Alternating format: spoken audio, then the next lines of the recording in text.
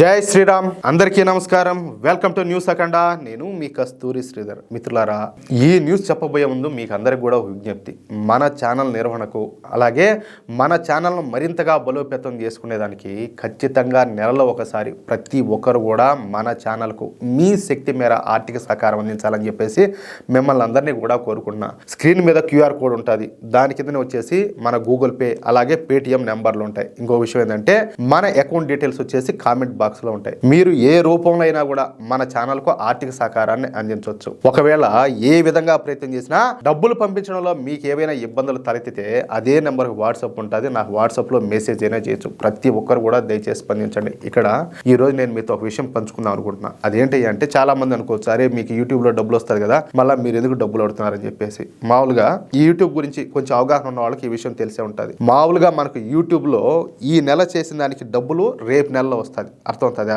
అంటే సెప్టెంబర్లో డబ్బులు పోయిన నెల అక్టోబర్ ఎండింగ్కి వచ్చిందనమాట. ఎంత వచ్చిందో తెలిసిన 80,000 రూపాయలు కూడా రాల. మన ఆఫీస్ రెంటు, అలాగే 4 ఎడిటర్లు, ఒక కెమెరామెన్, 2 కంటెంట్ రైటర్లు, ఇదంతా ఖర్చు, ఈ నిర్వహణ అంతా కూడా 2 లక్షల పైన ఖర్చు అవుతుంది. అంటే ఇక్కడ నాకు ఇంకా 1,20,000 తక్కువ వచ్చిందనమాట. చూడండి, ఒకసారి ఆలోచించండి.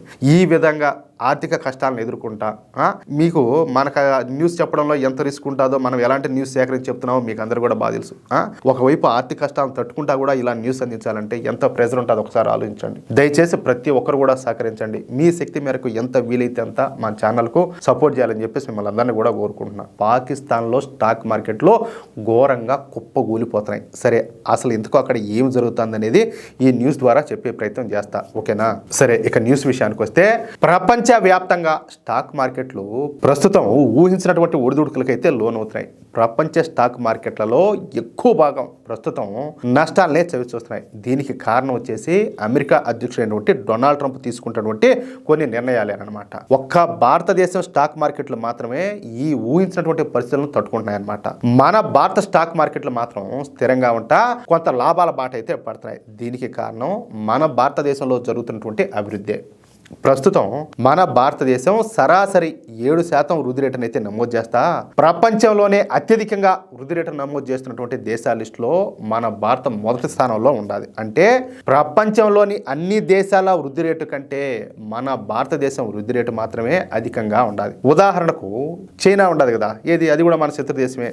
ఈ చైనా వృద్ధి రేటు 7% నుంచి 4%కి పడిపోయింది. ఇక ప్రపంచ దేశాల సరాసరి వృద్ధి రేటు కేవలం 3.1% మాత్రమే. ఇక అమెరికా వృద్ధి రేటు కేవలం చెప్పాలంటే 1.7% మాత్రమే. కానీ మన భారతదేశం వృద్ధి రేటు మాత్రం 7%గా స్థిరంగా కొనసాగుతూ వస్తుంది. దీనికి కారణం మన నరేంద్ర మోడీ ప్రభుత్వం తీసుకుంటున్నటువంటి విధానాలే.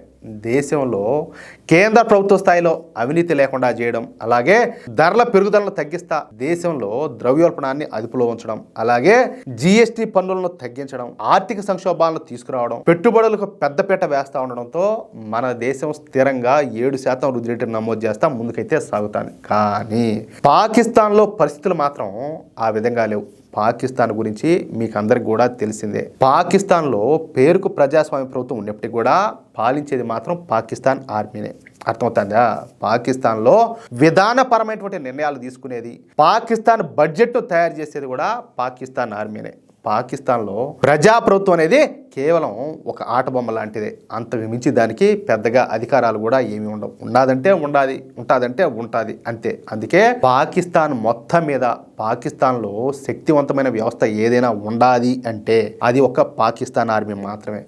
పాకిస్తాన్ ఆర్మీ అనేది ఒక పాకిస్తాన్లో మాత్రమే శక్తివంతమైంది. అంటే ఇక్కడ మీరు అనుకోవచ్చు, అంటే పాకిస్తాన్ ఆర్మీ పవర్ఫుల్ అంటే ఏమైనా ప్రపంచంలోనే పవర్ఫుల్ అని చెప్పి మీరు అనుకోవచ్చు కొంతమంది. కానే కాదు. ఈ పాకిస్తాన్లో ఉండేటటువంటి వ్యవస్థల్లో పాకిస్తాన్ ఆర్మీ మొదటి స్థానంలో ఉంటుందన్నమాట. అంతేగాని ప్రపంచం మొత్తం మీద కంపేర్ చేస్తే కాదు. ప్రపంచం మొత్తం మీద కంపేర్ చేస్తే ఇలా డాడిన ఉంటారు. అర్థమవుతుందా? ఇకపోతే పాకిస్తాన్లో ఈ పరిశ్రమలను స్థాపిస్తున్న, వ్యాపారం చేయాలనుకున్న వాళ్ళంతా కూడా ఈ పాకిస్తాన్ ఆర్మీని చూసే పాకిస్తాన్లో పెట్టుబడులు పెట్టడానికి ముందుకు వస్తూ ఉంటారు. అంటే పెట్టుబడులు ఇప్పుడు రావడం లేదనుకోండి, అది వేరే విషయం. మామూలుగా ఇంతకుముందు ఇప్పుడు వరకు పెట్టినోళ్ళు అనమాట.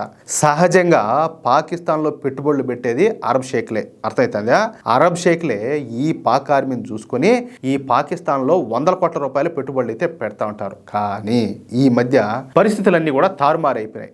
మనం ఆపరేషన్ సింధూర్ను నిర్వహించి కేవలం 100 గంటల సమయంలో పాకిస్తాన్ ఆర్మీను మన కాళ్ళకాడికి తెచ్చుకున్నాం. అవునా కాదా? పాకిస్తాన్ ఆర్మీను కనీసం ఎదురుదాడి కూడా చేయలేకుండా నిలువరించినాం. దీంతో పాకిస్తాన్ ఆర్మీ పరువు పోయింది. ఇకపోతే చైనా మిసైల్స్, ఇక టర్కీ డ్రోన్లు, వీటినన్నింటిలో ప్రయోగించారు మన మీదకి. ఒక్కటి కూడా మన ఈక కూడా పీకలేకపోయింది. అవునా కదా? పాకిస్తాన్ ఆర్మీకి పోరాడే సత్తా లేదని చెప్పేసి మన భారతదేశం నిరూపించింది. ఇక ఇప్పుడు కొత్తగా ఆఫ్ఘనిస్తాన్ తాలిబాన్లకు పాకిస్తాన్ సైన్యానికి మధ్య ఒక చిన్నపాటి యుద్ధమే జరుగుతుంది. ఈ ఆఫ్ఘనిస్తాన్కు సంబంధించినటువంటి తాలిబాన్లు పాకిస్తాన్ సైన్యాన్ని చీల్చి చెండాడుతున్నారు. పాకిస్తాన్ సరిహద్దు రేఖ అయినటువంటి డ్యూరాన్ లైన్ స్వాధీనం చేసుకుని 38 పాకిస్తాన్ ఆర్మీ పోస్టులను కూడా ఆక్రమించుకున్నారు. దీంతో పాకిస్తాన్ ఆఫ్ఘనిస్తాన్ల మధ్య రాజీ కుదర్చడానికి ఖతార్, టర్కీ ఈ 2 దేశాలు కూడా విశ్వ ప్రయత్నాలు చేశాయి. చెప్పాలంటే ఈ 2 కూడా ఈ ఉగ్రవాదులకు మద్దతునిచ్చే దేశాలే, అర్థమవుతుందా? కానీ ఆ శాంతి చర్చలు కూడా అట్టర్ ఫ్లాప్ అయిపోయినాయి. దీనికి కారణం భారతదేశమేనని చెప్పేసి పాకిస్తాన్ నెత్తి నోరు బాదుకుంటుంది. అంటే పాకిస్తాన్ సైన్యం చివరికి తాలిబాన్లతో కూడా పోరాడే శక్తి లేదని చెప్పేసి ప్రపంచం అంతా కూడా అర్థమైపోయింది. పైగా పాకిస్తాన్లో ద్రవ్యోల్బణం రెట్టింపు స్థాయికి చేరుకునిందనమాట. మధ్యతరగతి ప్రజలంతా కూడా పేదవాళ్ళుగా మారిపోతారు. ఇక పాకిస్తాన్లో ద్రవ్యోల్బణం 10% దాటిపోయి 20% వైపుగా ముందుకైతే సాగుతుంది. దీంతో పాకిస్తాన్లో పెట్టుబడులు పెట్టిన అరబ్ షేకులకు విషయం అంతా కూడా అర్థమైపోయింది. సైన్య విషయంలో చూద్దామా? ఈ భారతీయ సైన్యం అంతా పోయి పాకిస్తాన్ రఫ్ ఆడిచ్చారు. కనీసం వాళ్ళని అడ్డుకోలేకపోయినారు. ఇకపోతే ఈ ఆఫ్ఘనిస్తాన్ తాలిబాన్ల దెబ్బకు ఆయుధాలన్నీ కూడా వదిలిపెట్టి పారిపోతున్నారు. ఈ వీడియో ఫుటేజీలు సైతం బయటకు వచ్చినాయి. ఇంక వీళ్ళని ఎట్లా నమ్ముతామని చెప్పేసి వాళ్ళకి విషయం అంతా కూడా అర్థమైపోయింది. ఇక పాకిస్తాన్ నమ్ముకుంటే మేము కూడా నాశనం అయిపోతామని చెప్పేసి అర్థం చేసుకొని పాకిస్తాన్లో ఈ అరబ్ షేకులు పెట్టినటువంటి పెట్టుబడులను వెనక్కి తీసేసుకుంటున్నారు. తమ పరిశ్రమలను పాకిస్తాన్ నుంచి తరలిస్తున్నారనమాట. దీంతో పాకిస్తాన్ స్టాక్ మార్కెట్ మొన్న శుక్రవారం రోజున కూలిపోయింది. దేశంలో నెలకొన్నటువంటి రాజకీయ, ఆర్థిక అనిశ్చితికి తోడు ఈ తాలిబాన్లతో ఉద్రిక్తతలు పెరగడంతో పెట్టుబడిదారులు అమ్మకాలకు దిగజారినారనమాట. ఫలితంగా ఏంటంటే బెంచ్ మార్క్ సూచి KSE 100 ఏకంగా 1600 పాయింట్లకు పైగా పడిపోయింది. ఒకసారి ఆలోచించండి. మార్కెట్ పతనానికి ప్రధానంగా 2 కారణాలు ఉన్నాయని చెప్పేసి నిపుణులు అయితే విశ్లేషిస్తున్నారు. ఏది? ఈ పాకిస్తాన్లో ఆఫ్ఘనిస్తాన్లోని తాలిబాన్లతో పాకిస్తాన్ సంబంధాలు క్షీణించడంపైన ఆందోళన చెందడం, అలాగే దేశంలోని ప్రధాన కంపెనీలు అంచనాలను అందుకోలేక బలహీనమైనటువంటి ఆర్థిక ఫలితాలను ప్రకటించడం, ఇవి ఇన్వెస్టర్ల సెంటిమెంట్ను దెబ్బతీశాయన్నమాట. దీంతో బ్యాంకింగు, సిమెంటు, ఎనర్జీ వంటి కీలకమైనటువంటి రంగాల్లో భారీ అమ్మకాల ఒత్తిడి అయితే కనిపించింది. ఇక ట్రేడింగ్ సెషన్లో మొత్తము 340 కంపెనీల షేర్లు ట్రేడ్ అయితే వాటిలో 233 కంపెనీలు భారీ నష్టాల్లో క్లోజ్ అయిపోయినాయి. ప్రస్తుతం దేశంలో సానుకూల ఆర్థిక సంకేతాలు లేకపోవడం ఎక్కడ?